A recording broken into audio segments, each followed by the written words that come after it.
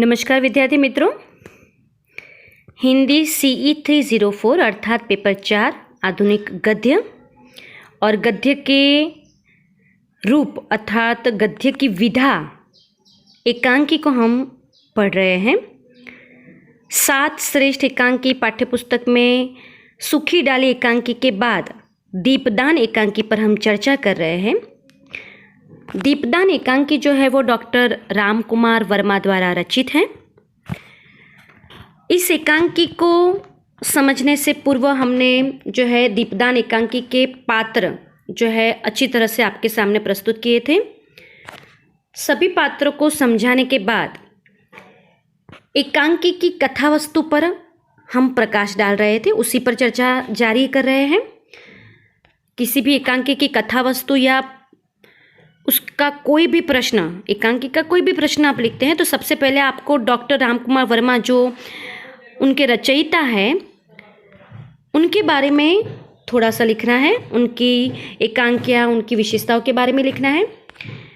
एकांकी की शुरुआत करने से पहले, कथावस्तु की भी शुरुआत करने से पहले, कथावस्तु की जब शुरुआत करते हैं उसके पहले उसकी पूर्व भूमिका के रूप में ये भी लिखना आवश्यक है कि किस प्रकार महाराणा सांगा की मृत्यु के पश्चात उनकी पत्नी ने जो है निसहाय और बहुत ही दर्द भरी अवस्था में पन्ना धायमा को अपने कुंवर उदय सिंह की रक्षा का कार्यभार सौंपा था। पन्ना धायमा जो है उसने ठान लिया था कि एक देशभक्ति के कारण वो किसी न किसी रूप से वो उदय सिंह की रक्षा करेगी। दीपदान त्यौहार जो मनाया गया है उसके पीछे वनवीर का लक्ष्य है कुंवर उदय सिंह को मारना, और पन्ना धायमा जो है कहीं ना कहीं रूप से वो समझ जाती है। एकांकी की शुरुआत होती है, रावल स्वरूप सिंह की लड़की आती है। सबसे पहले तो पन्ना धायमा और कुंवर उदय सिंह के बीच बात होती है। कुंवर उदय सिंह वहाँ नाच गान में जाने की बात करते हैं मगर पन्ना धायमा मना कर देती है। फिर रावल स्वरूप सिंह की बेटी जो है सोना आती है, उसके और पन्ना के बीच जो है संवाद होते हैं जिसमें सोना बनवीर से मिली हुई है ये बात पता चल जाती है। पन्ना उसको व्यंग फटकार कर भगा देती है, यानी कि कुंवर उदय सिंह से मिलने नहीं देती। और इतने में जो है उदय सिंह फिर से कहता है कि मुझे नाच गान के लिए वहाँ जाना है, मगर पन्ना उसे जाने नहीं देती। फिर चंदन का आगमन होता है जो पन्ना का अपना पुत्र है, और चंदन की एक नादानियत, कुंवर उदय सिंह के प्रति उसका प्रेम, यहाँ तक राज्य भक्ति जो अपनी माँ में है वही माँ का गुण चंदन में भी है, और वही गुण होने के कारण वो वीरता की बात करता है, राज्य की सुरक्षा की बात करता है। तो पन्ना और चंदन के बीच जो संवाद है उसमें भी चंदन का एक चरित्र उज्ज्वलित होता है कि एक धायमा का पुत्र होने के बावजूद कुंवर उदय सिंह का वैसे उत्तराधिकारी वो नहीं बनने वाला। कहीं भी पन्ना धायमा के मन में ये नहीं है कि अब तो कुंवर उदय सिंह मेरे ही हवाले हैं तो मैं अपने पुत्र को गद्दी पर ना बिठाऊं, तो कुंवर उदय सिंह को मारने के लिए वह भी बनवीर से मिल सकती है। मगर कहीं भी चंदन और पन्ना धायमा के बीच राज्य को हड़प लेने की या राज्य का पद ग्रहण करने की लालसा या कोई ऐसी जो है लोभ भावना नहीं है। बहुत ही प्रामाणिकता और निष्ठा दोनों में है, माँ और बेटे दोनों में, वो यहाँ बताया है। जैसे ही चंदन और पन्ना के बीच बातचीत होती है, चंदन जो है फिर वो चला जाता है और शामली का प्रवेश होता है। शामली परिचारिका है और वो सूचना देती है कि किस प्रकार बनवीर ने विक्रमादित्य को मार डाला है। विक्रमादित्य वैसे सोए हुए थे और सोए हुए विक्रमादित्य को मारकर उनके जो गुप्तचर है या विक्रमादित्य के जो सैनिक हैं उनको भी मारकर, फिर विक्रमादित्य को मारकर वो आगे बढ़ रहा है और ज़रूर हमारे राज्य पर वो आक्रमण करेगा और कुंवर उदय सिंह को मारना उसका अगला लक्ष्य है। ये गुप्तचर के द्वारा जो है पता चल जाता है। इतने में पन्ना बहुत ही चिंतित है और इतनी वैसे घबराई भी हुई है, मगर बहुत ही स्वस्थ मन से सोचती है कि कैसे कुंवर उदय सिंह को यहाँ से निकाला जाए, क्योंकि वो वैसे ही कुंवर उदय सिंह को उठाकर वहाँ राज्य से बाहर ले जाएगी तो उसे पता ही है कि बनवीर बहुत चतुर है। यहाँ वो विक्रमादित्य को मारा है, यहाँ आने की कोशिश कर रहा है। उसके पहले उसने बहुत सारे जो है अपने षड्यंत्र से गुप्तचर वहाँ राज्य में रखे ही होंगे। मैं जैसे ही कुंवर उदयसिंह को ले जाऊंगी तो वो उन्हें मार देंगे। इसलिए पन्ना इतनी दूरदर्शी थी, त्वरित निर्णय शक्ति वाली थी कि वो ऐसा सोचती है कि कुंवर उदयसिंह को छुपाकर ही यहाँ से उसके कक्ष में से बाहर निकालना पड़ेगा। ऐसे में ही जो है कीरत आता है, जो कुंवर उदयसिंह ने खा लिया होगा, इसलिए उसकी जूठी पतल उठाने के लिए जो बारी होता है वो आता है और पन्ना धायमा के कक्ष में प्रवेश करता है। आज्ञा लेता है कि मैं आ सकता हूँ और फिर पन्ना धायमा उसे बुलाती है। जैसे ही वो पतल उठाता है तो पन्ना धायमा जो है उसको चिंतित देखकर कीरत ये भी कहता है कि धायमा आप इतनी चिंतित क्यों है, क्योंकि कभी भी हमने आपको इस प्रकार से ऐसे चिंतित नहीं देखा है मुद्रा में। तब पन्ना कहती है कि हमारे देश पर, हमारे राज्य पर बहुत बड़ा संकट आने वाला है, कुंवर उदयसिंह को बचाना मेरा एक कर्तव्य है, अब मैं क्या करूं। तब कीरत बोलता है, कीरत कहता है कि आप ये सब क्या बात कर रही है, आप मुझे बताइए, क्या मैं कुछ कर सकता हूँ। ये मैं तो इतना सेवक हूँ, मैं तो कुंवर उदयसिंह के पग है, चरण है, उसकी रजकण के समान हूँ। मैं इतना छोटा दास हूँ कि यदि आप थोड़ी सी भी आज्ञा मुझे करेंगे और मैं कुछ भी यदि कर पाऊँगा तो मैं अपने आप को धन्य समझूंगा। और अपनी राज्य भक्ति के लिए, देशभक्ति के लिए मैंने कुछ थोड़ा सा भी किया तो उससे मैं जीवन भर गर्व से रह सकूँगा। तब पन्ना धायमा के मन में एकदम से एक नया विचार आ जाता है। वो तुलजा भवानी को प्रणाम करती कहती है कि इसी तुलजा भवानी ने एक बहुत बड़ी बात मेरे मन में जो है सुझाई है। कीरत, क्या तुम ये करोगे? तुम क्या कुंवर उदयसिंह की रक्षा करोगे? तब जो कीरत है वो बोलता है कि हाँ हाँ मैं करूँगा, मगर आप क्या बोल रही है। तब पन्ना यह भी कहती है कि तुम जो मौका चाहते हो ना कि कुंवर उदयसिंह को बचाने के लिए या कोई भी ऐसी राज्य भक्ति का मुझे मौका मिले जिससे मैं गर्व जो है अपने आप पर कर सकूं, तो वो मौका अब मिल गया है। तो कीरत चौंक जाता है और कहता है कि मौका? कैसा मौका? तब पन्ना ये भी कहती है कि कुंवर जी को बचाने का मौका। तो एकदम से कीरत जो है जो संवाद बोलता है, आपको ध्यान रखना है विद्यार्थी मित्रों, ये संवाद आपके रेफरेंस में, संदर्भ में आ सकता है और आपको ये बहुत अच्छी तरह से उसको लिखना भी है। कीरत बोलता है कि वहाँ जो कीरत की भाषा है वो एक दलित जाति के, निम्न जाति के व्यक्ति जो सेवक है वो किस प्रकार से अपनी देशज भाषा का शब्द का प्रयोग करता है। ऐसे शब्दों पर वो बोलता है, कौन के सिर पैर भेरू बाबा की आँख चढ़ी है जो कुंवर जी का बाल भी बांका कर सके। और कीरत के रहते धायमा हंसी तो नहीं कर रही है अन्नदाता।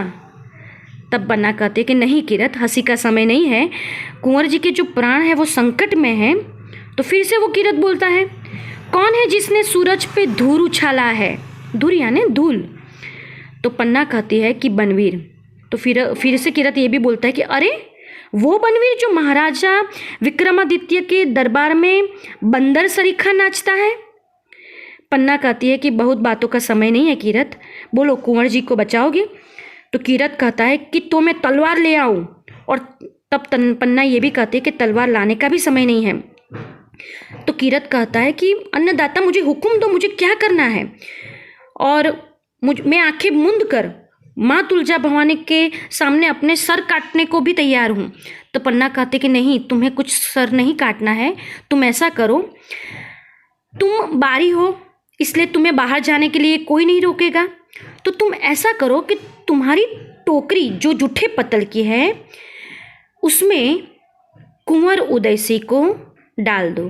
तो कीरत तो पहले बहुत एकदम से आश्चर्यचकित होकर कहता है कि अरे अरे आप क्या बोल रही है, इतने बड़े राजा के पुत्र मेरे कुंवर, और उनको ऐसी गंदी जूठी पतलों में मैं रखूं? नहीं नहीं, ये अपराध मैं नहीं कर सकता। तब पन्ना उसे समझाती है कि यदि वो रहेंगे ही नहीं कुंवर उदयसिंह, फिर तुम्हारी ये शर्म और ये जो बातें कहाँ आएगी। यदि उनकी रक्षा करनी है तो इससे अच्छा और कोई उपाय नहीं है। तब फिर वो समझाती है कीरत को कि मैं तुम्हें आज्ञा दे रही हूँ, तुम मेरी बात सुनो। तब किरत कहता है कि हाँ अन्नदाता, भले भले आपने बहुत ही अच्छा सोचा है, चलो मैं ऐसे निकल जाऊंगा कि सिपाही लोग देखते ही रह जाएंगे। बताओ कुंवर उदयसी कहाँ है, मैं उनको अपनी जूठी पत्तल में उठा दूँ। और जूठे पत्तलों की टोकरी में कुंवर उदयसी को रख कर जो है पत्तलों से फिर ऊपर जो है ढक दिया जाता है और फिर वो राजमहल से बाहर निकल जाता है। अब यहाँ एक प्रश्न हमारे मन में ये भी उपस्थित होता है कि कुंवर उदयसी सोया हुआ था तो वो जगता नहीं है। तो ऐसे बहुत सारे प्रश्नों का उत्तर हम दे सकते हैं कि हो सकता है कि पन्ना धायमा ने इस प्रकार से कुंवर उदयसी को सुलाया हो, या खाने में थोड़ी निंद्रा अच्छी आ जाए, ऐसी कोई बात भी, ऐसी कोई चीज़ भी उसमें रखी हो जिससे कुंवर उदयसी उठता नहीं है। और यहाँ एकांकी में उसका कोई उल्लेख नहीं है, मगर इतिहास की बहुत सारी घटनाएं ऐसी हैं कि यदि ऐसे कार्यों की समाप्ति करनी हो या ऐसे कार्य संपन्न करने हो तब ऐसा कुछ मिलाया जाता है जिसमें वो बेभान या बेहोश तो नहीं होते, मगर थोड़ी और निंद्रा में आ जाते हैं, जिससे कोई दुविधा न हो। क्योंकि यदि कुंवर उदयसी जग जाएंगे तो अनर्थ हो जाएगा, क्योंकि उनको तो पता ही नहीं है कि उनके साथ क्या होने वाला है। इसलिए पन्ना धायमा जो है, जैसे ही उसके मन में एक त्वरित ये बात आती है तो वो तुरंत किरत को कहती है और इस प्रकार से जूठी पत्तलों के अंदर कुंवर उदयसी को ढक देती है। अब आपको पता ही होना चाहिए कि पहले के समय में कोई सामान्य टोकरी नहीं थी, बहुत बड़ी टोकरी में पूरे राजमहल में जो लोग खाते हैं वो सभी जो है पत्तलों को उठाकर है सेवक ले जाते थे, क्योंकि इतने वो बहादुर भी थे और सेवक के रूप में वो बहुत काम भी करते थे। तो यहाँ टोकरी कोई सामान्य टोकरी नहीं है, बहुत बड़ी टोकरी है जिसमें कुंवर उदयसी आ जाते हैं और उसमें भी जूठी पत्तलों से वो ढक दे दिया जाता है। अब कोई भी बाहर का सिपाही होगा जो बनवीर का गुप्तचर होगा, उसके मन में ये आशंका भी नहीं होगी कि बारी जो है उसके पत्तलों में या उसकी टोकरी में कुंवर उदयसी होंगे, क्योंकि कोई इतने सामान्य नौकर पर कोई भी शक नहीं करता। यदि पन्ना धायमा वहाँ से चली जाती कुछ लेकर या टोकरी या कुछ भी थैला वगैरह लेकर, तो सब लोग उस पर शक करते, क्योंकि पन्ना धायमा उसकी संरक्षिका है। एकांकी में आपको ये ध्यान में रखना है कि किन किन बातों पर किस पात्रों का प्रवेश होता है। सोना का प्रवेश बताया, उसमें उसका चरित्र उज्ज्वलित होता है। उज्ज्वलित तो नहीं कह सकते, मगर सोना किस प्रकार की लड़की थी वो बात प्रदर्शित होती है। चंदन का प्रवेश होता है तो चंदन जो है उसकी राज्य भक्ति और कुंवर उदयसी के प्रति प्रेम जो है झलक उठता है। सांवली का प्रवेश होता है, सांवली जो परिचारिका होने के बावजूद वो पन्ना के प्रति अथवा तो राज्य के प्रति जो वह प्रामाणिक है, इसी कारण वो बनवीर की योजना को समझकर तुरंत ही दौड़कर, अभी बनवीर आए उसके पहले सांवली आ जाती है। ये गुप्तचरों की विशेषता भी है। संरक्षण करने वाले जो होते हैं वो यदि कोई भी ऐसी अघटित घटना बनती है उसके पहले निर्देश उनको मिल जाते हैं। तो ये बहुत ही अच्छी परिचारिका है जिसके कारण जो है पन्ना धायमा पहले संभल जाती है। यदि बनवीर आ गया होता राज्य में और कक्ष तक आ गया होता तो हो सकता है कि कुंवर उदयसी को बचाना बहुत मुश्किल हो जाता। तो सांवली की भी एक यहाँ महत्वपूर्ण भूमिका है। सांवली परिचारिका के बाद जो किरत आता है, अब किरत जूठे पत्तल उठाता है। ऐसे व्यक्ति को अपनी रोजी रोटी या अपने खाने पीने की सुविधा मिल जाए उसके अलावा और कुछ नहीं होता, मगर यहाँ ऐसा निम्न वर्गीय दलित जाति का व्यक्ति भी कितना अपने राज्य के प्रति निष्ठावान है उसका यहाँ परिचय बताया है कि पहले के समय में नौकर भी थे, दास भी थे, वो सभी अपने राज्य के लिए मर मिटते थे। तो अब किरत को डर होता या वो डर जाता और कहता कि नहीं नहीं मैं जाऊंगा, और यदि कुंवर उदयसी को किसी को पता चल गया कि मेरी टोकरी में कुंवर उदयसी है तो मेरा तो गला ही काट दिया जाएगा, तो मैं तो ये नहीं कर सकता। तो ऐसा वो बोल सकता था किरत, मगर एक बहादुर और निष्ठावान किरत था। और आपको ये भी ध्यान रखना है कि पन्ना धायमा ने कोई ऐसे वैसे व्यक्ति को नहीं कहा, किरत पर उसे विश्वास होगा तभी उसने कहा। यदि ऐसे व्यक्ति को कह दिया होता कि जो बनवीर से मिल गया हो तो फिर ये भी हो सकता है कि वो पन्ना धायमा के सामने तो ये बोलता कि हाँ हाँ मैं कुंवर उदयसी को ले जाता हूँ, और फिर बाहर जाकर बनवीर को वो सौंप देता कुंवर उदयसी को। तो ऐसी आशंका भी हो सकती थी कि यदि पन्ना धायमा किसी को भी कह देती तो हो सकता है कि राज्य के बहुत सारे लोग बनवीर से मिले हुए हो, तो कुंवर उदयसी को सौंपती वो किसी भी आदमी को, तो वो आदमी बनवीर को सौंप देता कुंवर उदय सिंह को। तो यहाँ पन्ना धायमा की ये एक विश्वास किस पर करना है, ये जो विशेषता है यहाँ वो भी झलक उठती है कि उन्हें पता ही था कि ये कीरत जो है वो राज्य के प्रति, देश के प्रति निष्ठावान है और वो कभी भी किसी भी हालत पर कुंवर उदय सिंह की रक्षा करेगा। और यदि टोकरी में यदि उसका परिचय मिल भी जाता है कुंवर उदय सिंह का और कोई उसे पकड़ भी लेता है तो वो जान की बलि देकर भी कुंवर उदय सिंह की रक्षा करेगा। पन्ना धायमा ने यहाँ तक उसे समझा दिया था कि किस प्रकार से तुम्हें टोकरी में जो है राज्य से बाहर ले जाकर कुंवर उदय सिंह को नदी के उस पार ले जाना है और वहाँ एक जो है नाव खड़ी है और यानी कि पूरी योजना बनाई देती है पन्ना धायमा। यदि ऐसी कोई आपत्ति आए तब किस प्रकार से राज्य के बाहर एक नदी है, नदी नाव की व्यवस्था करवा देना, ये सब पन्ना धायमा ने जब उत्सव रखा था बनवीर ने तभी उसने ये सब कर लिया था। मगर जब तक बनवीर जो है वो सामना करने के लिए, मारने के लिए आता नहीं है तब तक तो वो कुंवर उदय सिंह को वहाँ राज्य से नहीं भगा ले जा सकती। इसीलिए ये योजना उसने पूर्व निर्धारित कर दी थी और उसी से वो सफल होती है। तो एक धायमा एक स्त्री होने के बावजूद त्वरित निर्णय शक्ति, किस पर विश्वास रखना है, उसकी सूझबूझ, उसकी दूरदर्शिता, उसकी बहादुरी, बहुत ही चालाकी वो यहाँ प्रदर्शित होती है। राजमहल के बाहर उदय सिंह को ला दिया जाता है। अब समस्या ये होती है कि बनवीर जैसे ही आएगा कुंवर उदय सिंह को ढूंढेगा। कुंवर उदय सिंह को ढूंढने में जब वो असफल होगा तब वे क्या करेगा कि तब वह तुरंत ही अपने सिपाहियों और गुप्तचरों के द्वारा राज्य के बाहर कुंवर उदय सिंह कहाँ है वो लगा देगा अपने सैनिकों को।